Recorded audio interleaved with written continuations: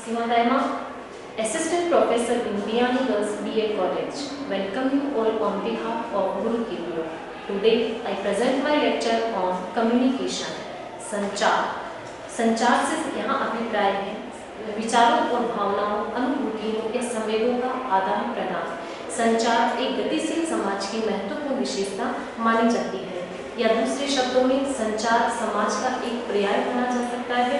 प्रबुद्ध समाज में जनता अपने विचारों और भावनाओं का अबाध गति से संचरण करती है।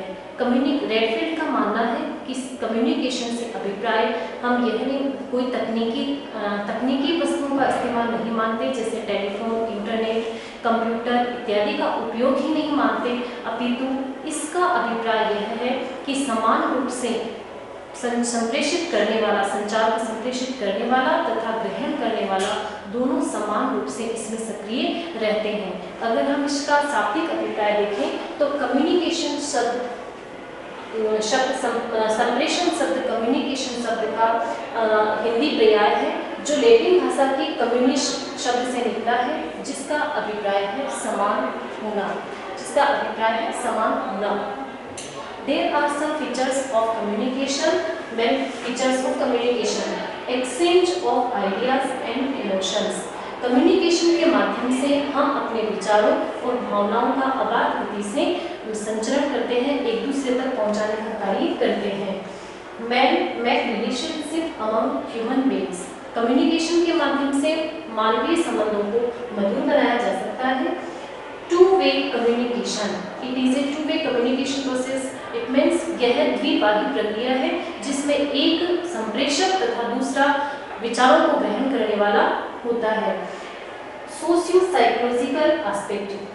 संप्रेषण में दो प्रमुख तत्व होते हैं, सामाजिक और मनोवैज्ञानिक तत्व, अर्थात इसमें विचार, अनुभूतियां, संवेग इत्यादि संप्रेषित या प्रस्तुत किए जाते हैं। It is an effective way of teaching. यह एक शिक्षण की उत्तम प्रक्रिया मानी जाती है। जब तक शिक्षक अपने विचारों को छात्रों तक प्रभावपूर्ण तरीकों से प्रेजेंट नहीं करता, तब तक शिक्षण अधूरा माना जाता है। इसलिए communication it is an effective way of teaching.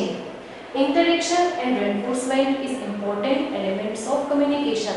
Communication में पुनर्बलन, पृष्ठपोषण तथा इंटरेक्शन अंतर संबंध स्थापित होना, अब शिक्षक और छात्र के मध्य अंतर संबंध स्थापित होना एक महत्वपूर्ण प्रक्रिया मानी जाती है। Dynamic process. कम्युनिकेशन एक डायनेमिक प्रोसेस मानी जाती है, गतिशील। यह एक निर्बाध गति से संचरण होने वाली प्रक्रिया है।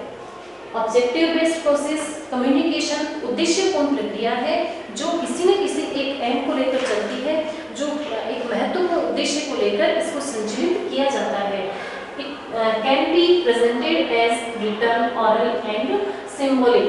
यह कम्युनिकेशन को हम लिखित, मौखिक तथा संकेतों के माध्यम से प्रेजेंट कर सकते हैं। अंत में हम कह सकते हैं कि कम्युनिकेशन एक गत्यात्मक, उद्देश्यपूर्ण तथा द्विबाही प्रक्रिया है, जिसके अंतर्गत एक सूचनाओं को ग्रहण करने वाला तथा एक सूचनाओं को प्रेजेंट करने वाला होता है, जो एक अबाध गति से चलने वाली प्रक्रिया है। Thank you for more detail. Log on www.gurukepro